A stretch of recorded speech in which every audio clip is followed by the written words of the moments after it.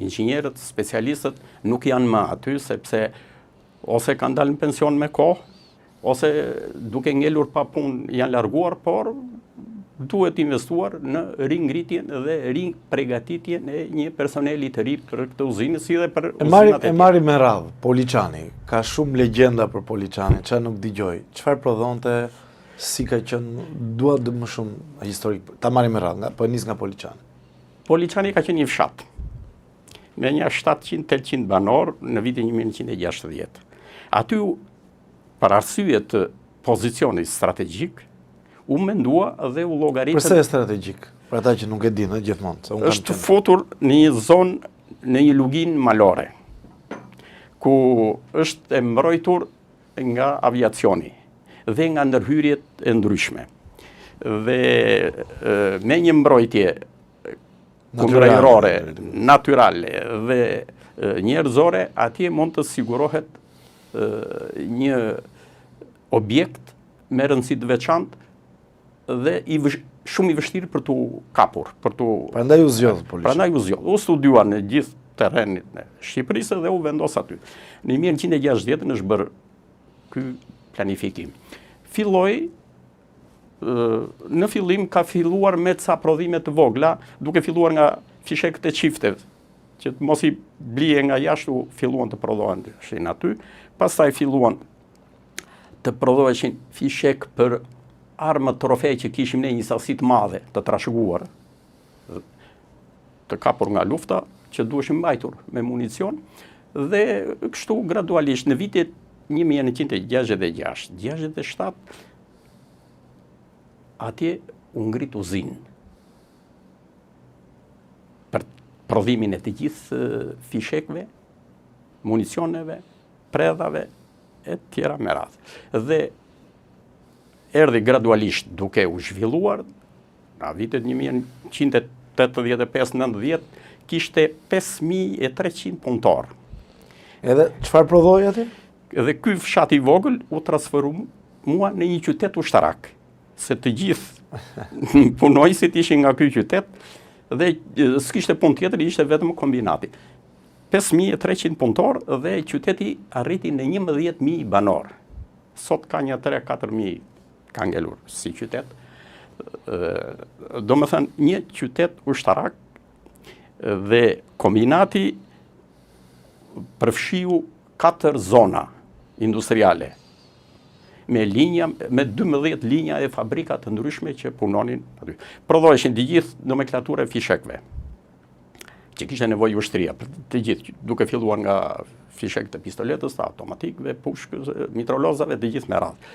Gjithë seria e prodhimit të municioneve për mortajat. Nga mortajat e vogle 60 mm deri 120 mm në seri. Pastaj predha të ndryshme dhe do më thënë arriti që të prodhonte për të mbajtur ushtrinë të furnizuar vazhdimisht me municione dhe punonte edhe për eksport. Dhe eksportonte. Dhe eksportonte. Me porosi. Deri ku eksportonte Shqipëria? Për shembull, kemi eksportuar në Turqi. Po vende të tjera të largëta apo nuk ka patur? Ndoshta edhe ka patur, nuk e di. Kemi quar dhe në vende të tjera, por eksporti bëhesh me porosi.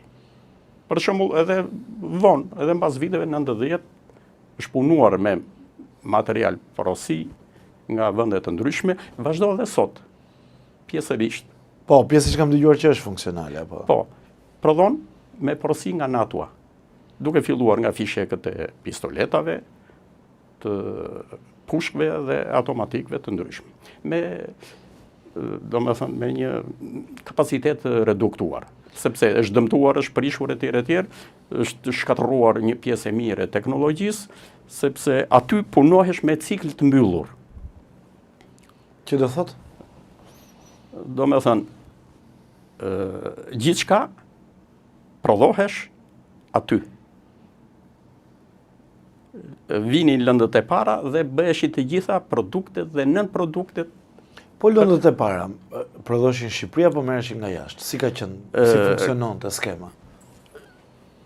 kur ne kishim marrëdhënie të mira me Kinën, merrnim si lëndë parë, kryesisht qelikun, bronzet, tungjet, si ka një nomenklaturë të tërë të lëndëve të para, merreshin nga Kina. Edhe lëndët të plasëse merreshin andeja. Pastaj u ngrit kombinati në mjeks për prodhimin e lëndëve të plasëse dhe barute. Ndalemi dhe atje, Dhe prodhimet pasaj bëheshin në vend. Ka Shqipëria arriti të prodhonte çdo gjë brenda. Brenda. Industrinë armatime. Kombinati kishte rezervat e veta dhe kishte një përshkallëzim të rezervave të lëndëve të para, duke filluar nga rezerva e uzinës, e drejtorisë armatimeve në Ministrinë e Mbrojtjes deri tek rezervat e shtetit.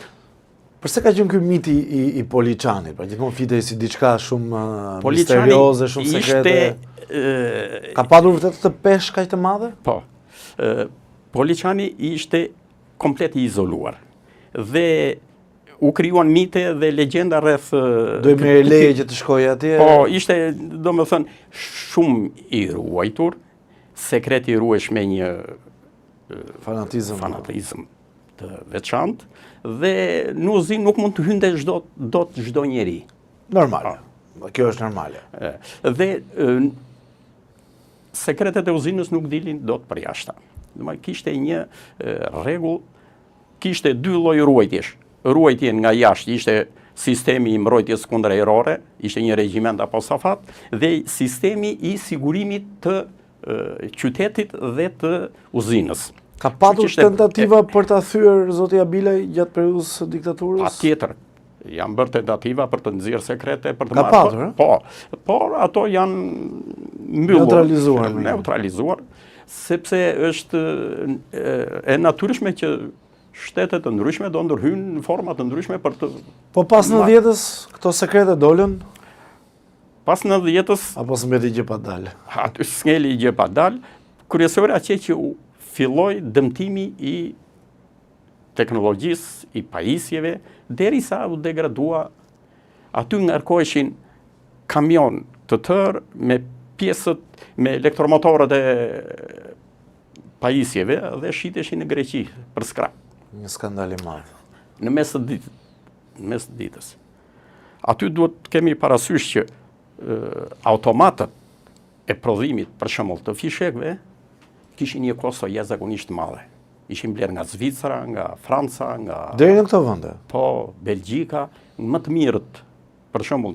Automatët çfarë janë për ata që nuk e dinë?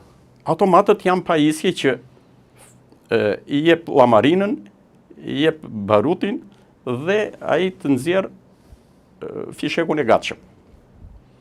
Dhe ishin marrë në vendet më të zhvilluara, po më thon. Po, për shembull, automatët zviceran prodhonin 80.000 fishek në 8 orë, 10.000 fishek në orë. Automat vetëm një njeri e komandonte atë. Ai donte vetëm furnizimin me lëndë parë dhe ishin 3 automatë të tillë zviceran, të cilët njëri punonte, 2 ishin rezervë. Pra nuk në 3 vetëm një. Njëri punonte mjaftonte 80.000 në Po cila ka qenë kosta që është blerë nëse dihet? $150.000 një automat. Në atë periudhë kohe. Llogaritë që mund të jetë $500-600.000 sot. Pra kishte një teknologji të përsosur dhe kjo teknologji, jo vetëm këtu, po edhe në uzinat e tjera, rinovoheshin me program.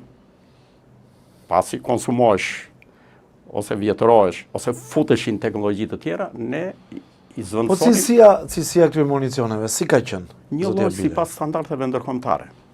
Pra ka qenë me standarde të larta. Ne punonim kryesisht me 2 standarde. Në fillim kemi patur standardin rus, pastaj standardin kines ishte po një vazhdim i standardit rus, i cili është i një lloj me standardet e tjera ndërkombëtare. Për ta mbyllur diskutimin për Poliçanin, gjithë ajo dije, gjithë ajo njohuri është ruajtur sadopak, mua më duket sikur pak sikur zbehur, zhdukur, nuk e di.